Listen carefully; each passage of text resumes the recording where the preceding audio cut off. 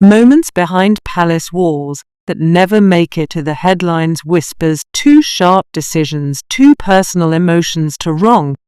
But this time the silence didn't last. This time it was seen. At a royal banquet designed to showcase unity, grace, and tradition, the world expected elegance. Instead, they witnessed a quiet power struggle unfold beneath crystal chandeliers and velvet-draped halls. It began with a name missing from the guest list, not a dignitary, not a distant cousin, but Princess Charlotte. Is the daughter of the future king excluded. Silence denied her seat. The reason cloaked in protocol. The truth something far more deliberate. Queen Camilla had drawn a line, but Catherine, Princess of Wales, didn't flinch. She didn't argue in press statements or beg behind closed doors. She arrived, and when she did, the room changed. Every eye turned, every breath held, because in that single defiant act, walking in hand with her daughter, Catherine reminded everyone that her children would not be pawns, not overlooked, not erased. What happened next left the monarchy stunned, and the public roaring and applause. This is the story of how one mother rewrote the rules at the very table where they tried to deny her child a seat. The banquet invitation that never came. The banquet was poised to become one of the most memorable royal occasions of the year. Set against the grand backdrop of Windsor Castle, the event promised an evening filled with elegance and significance. International dignitaries, members of foreign royal families, and prominent figures from British high society were all expected to attend. The chosen theme, unity across generations, was carefully crafted to highlight both respect for long-standing traditions and the smooth passage of roles from one generation to the next. Organizers envisioned it as a moment where history and future ambitions would come together in harmony. However, beneath the polished surface of planning and protocol, tension was already brewing in the days leading up to the banquet. As the official guest list was passed discreetly among palace staff and aides, a senior palace secretary noticed something unsettling among the names. One particular omission stood out sharply. It was a small detail on paper, but had carried away weight far beyond mere logistics. This oversight hinted at deeper fractures within the royal circle, where alliances and loyalties were more fragile than the glittering occasion suggested. What should have been a simple lineup of guests for a celebratory event instead exposed fault lines threatening to overshadow the evening before. It even began. Princess Charlotte's name was missing, not shifted, not mistakenly placed. Omitted. The oversight was raised quietly and cautiously, but the answer that came back chilled more than one member of the royal household. Her Majesty prefers the banquet remain an adult-only affair this year, came the response from Clarence House. But that wasn't the policy, and it hadn't been applied evenly. Prince George had been listed, so had several foreign royals' children, some even younger than Charlotte. It wasn't protocol, it was personal. Inside Adelaide Cottage, the atmosphere changed when Catherine received confirmation of the snub she had sensed. Something was off during the planning stages, when Charlotte had asked which dress she might wear for the banquet, and Catherine gently encouraged her to wait and see. The wait turned into heartbreak. The little princess had rehearsed her curtsy for days. She had even asked her mother if she could help greet guests. She had seen her older brother George take on more duties, and this banquet felt like her moment, one she had quietly been waiting for. And just like that, it was taken, not by error, by decision. Staff at Kensington tried to soften the news. They spoke of other events. They distracted her with afternoon outings. But children know, and Charlotte, bright and perceptive, knew the truth. Even for her mother, spoken aloud. Did I do something wrong? She asked that night, or small voice breaking the quiet of the drawing room. Catherine held her clothes, brushing a hand through her daughter's hair, fighting the urge to cry. It wasn't just an exclusion, it was a message, and Catherine received it loud and clear. Camilla, circle remain silent. No explanation was offered, no clarification made, but aides couldn't help but notice how from the Queen Consort had been in recent weeks, tightening her grip on certain ceremonial decisions, quietly making moves that felt more strategic than ceremonial.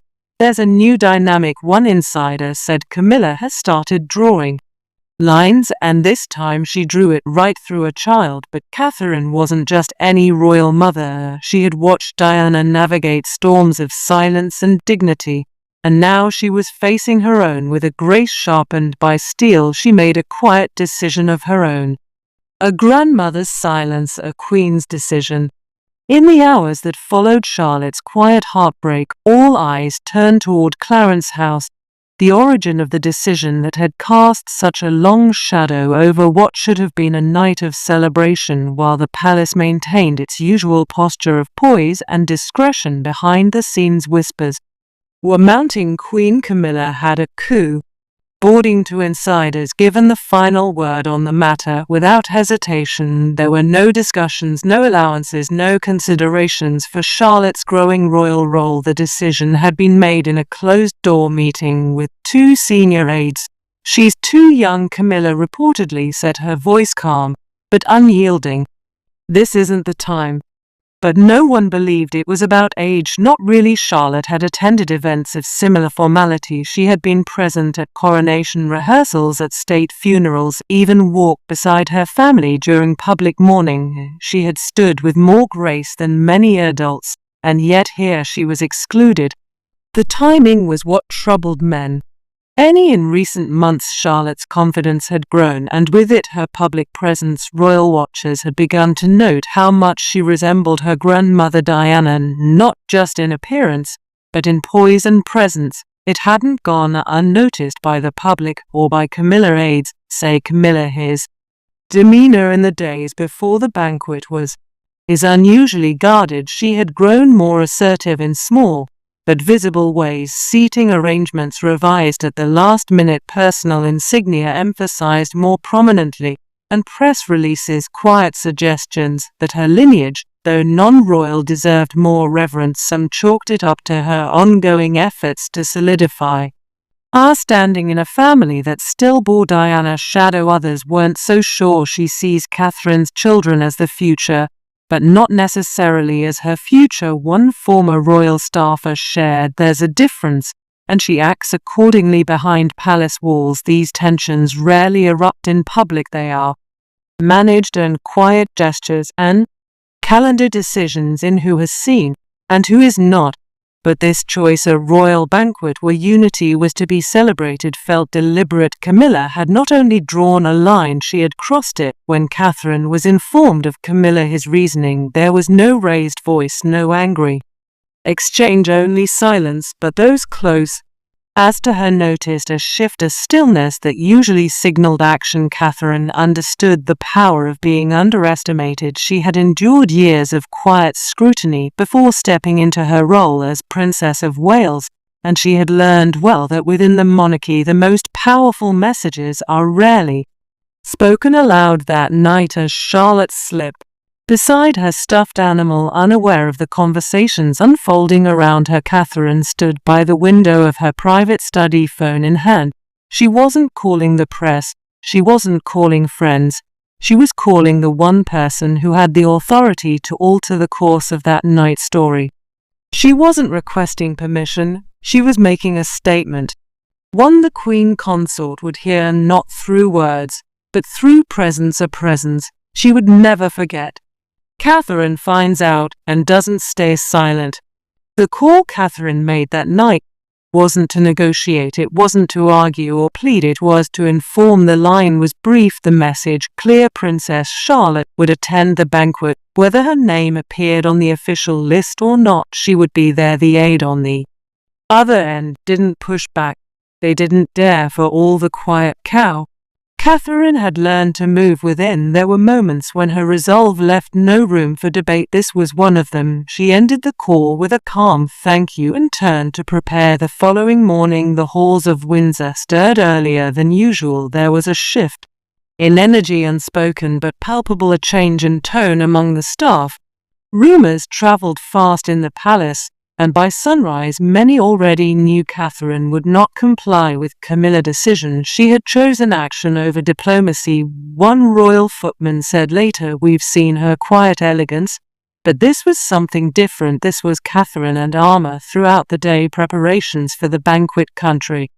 Renewed uninterrupted on the surface, florists arranged towering white lilies and blush peonies in the ballroom. Gold-plated cutlery was polished until it gleamed under the soft chandelier light. Musicians rehearsed in the gallery, but beneath the surface tension brewed. Clarence House aides reportedly met behind closed doors. Lawyers to assess how far Catherine would go. Some thought she would back down, others knew better. Once she draws that line for her children, there's no retreat. One senior courtier confided. Camilla remained outwardly composed, but those close to her described her mood as clipped. Her morning briefing was short, all words curt. She instructed so to proceed as planned. There would be no changes to the list, no new seating arrangements, no special accommodations. Charlotte was not to be added. The decision is final, she reportedly said. Let's not turn this into a spectacle. But even as she spoke the words, she knew Catherine would come, and she wouldn't come alone. At Adelaide Cottage, Catherine moved deliberately. She chose Charlotte's dress herself, an elegant midnight blue silk gown with delicate pearl beating, a subtle nod to Diana's classic style. Charlotte asked no questions. She simply watched her mother, sensing the seriousness behind the softness. When Catherine knelt beside her and gently clasped a silver locket around her neck, she whispered, "You have every right to be there." Charlotte didn't answer. She just nodded. That evening, as the car pulled into the palace gates, Charlotte's small hand rested in her mother's. The press were already gathered, expecting nothing more than royal arrivals, but they were prepared for the image that would follow, a future queen arriving with her daughter, both dressed in quiet defiance, both walking into a room that had tried to erase them. Catherine hadn't needed to raise her voice. Her presence would do all the speaking for her, and it was about to silence the room, Charlotte's tears, and the story behind them. The moment the palace doors opened, the sound of heels on polished marble echoed like a drumbeat. Every head in the reception hall turned, not out of protocol, but out of instinct. There she was, Catherine, and beside her Charlotte, holding her mother's hand with a quiet strength that didn't match her years. The photographers had been preparing for a lineup of familiar faces, but this entrance unraveled every expectation. The flashbulbs stuttered in shock. Even the footmen, trained never to react, exchanged fleeting glances. Catherine didn't hesitate. She didn't pause for the press or adjust her stride for effect. She walked forward with the calm of someone who knew she belonged and knew her daughter did. To Charlotte, in her navy seal gown, walked like she'd been doing it for years, not with arrogance, but with dignity, the kind that doesn't demand a spotlight but commands it anyway. Royal aides scrambled quietly behind the scenes. Her name hadn't been added to the final seating chart. There was no place card for her at the table, but Catherine had come prepared, and so had Charlotte. A small clutch held by Catherine reportedly carried a folded card with Charlotte's name printed in calligraphy, a subtle detail, a deliberate one. Inside the ballroom, the orchestra played as guests mingled, unaware that the temperature of the evening was about to shift. Queen Camilla stood near the head of the table, offering polite smiles to ambassadors and lords, but when she caught sight of the entrance, her expression changed, not dramatically, just enough for those watching closely to see the muscle in her jaw tighten. Her fingers curled slightly around the stem of her wine glass. The staff near her stilled, awaiting instructions, but none came. Camilla didn't speak. She didn't gesture. She simply watched as Catherine and Charlotte made their way through the room, guests parting like to see. It wasn't just the queen consort who noticed. Other members of the royal family looked up from their conversations, some offering small nods, others watching in quiet surprise. No one said a word, because the message had already been delivered, without press statement, without confrontation, just two figures walking hand in hand across a room that had tried to keep one of them out. ire and greeted a few guests along the way, her voice soft but unwavering. When she reached the long dining table, she gently pulled out a chair. It wasn't where Charlotte was assigned, because she hadn't been assigned anywhere, but that didn't matter. Catherine placed the card with her daughter's name beside the fine china, then took her own seat beside her. No one dared to object. The orchestra continued playing, but beneath the melody a silent declaration had been made. The future had entered the room, and it refused to be ignored. The banquet begins, but the guest list changes. The banquet was meant to be seamless, a gilded evening choreographed down to the second, with courses flowing like clockwork and conversation kept carefully within royal parameters.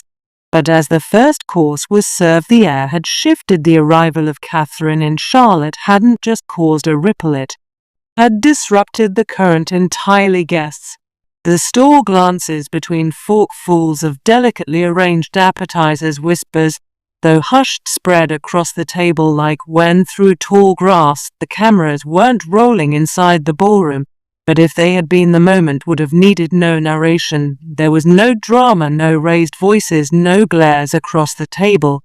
But the tension was unmistakable, and it all centered around one unplanned seat. Camilla said nothing, not to Catherine, not to the aides at her side.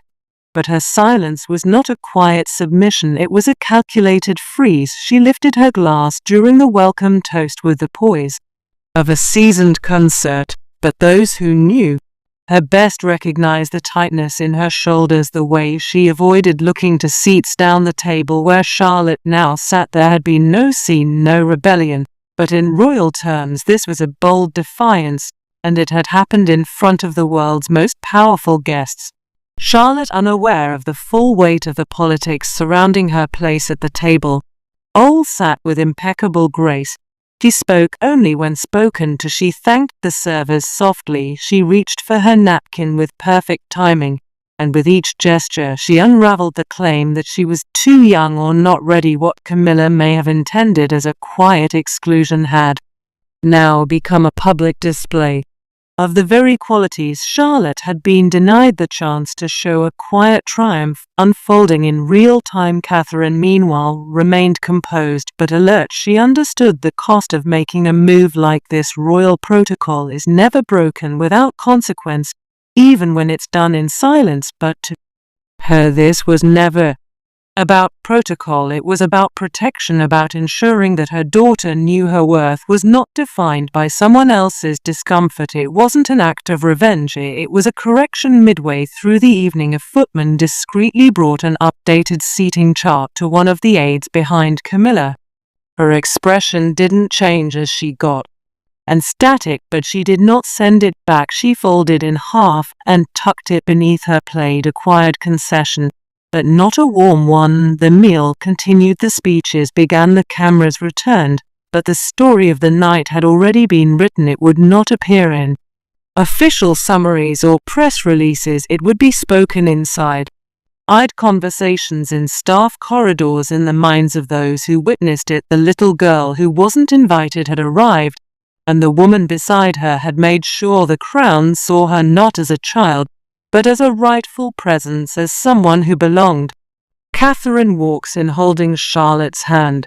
By the time dessert was served, delicate tears of spun sugar and citrus graham, the entire room had adjusted itself around the quiet force that it entered, uninvited but undeniable. Charlotte's presence had not caused disruption in the way protocol feared. It had done the opposite. It steadied the atmosphere, softened the mood, and reminded those seated around her that royalty is not only inherited, it is embodied. At one point, a visiting princess from Denmark leaned toward Charlotte with a warm smile, engaging her in a gentle exchange about horses. Charlotte answered with poise and warmth, eyes flickering toward Catherine now and then, as if drawing strength from her mother's calm. The child who had once felt unsure about her worth was holding court, not with entitlement, but with elegance. Catherine, watching, said little, but those seated near her could feel the weight of her presence.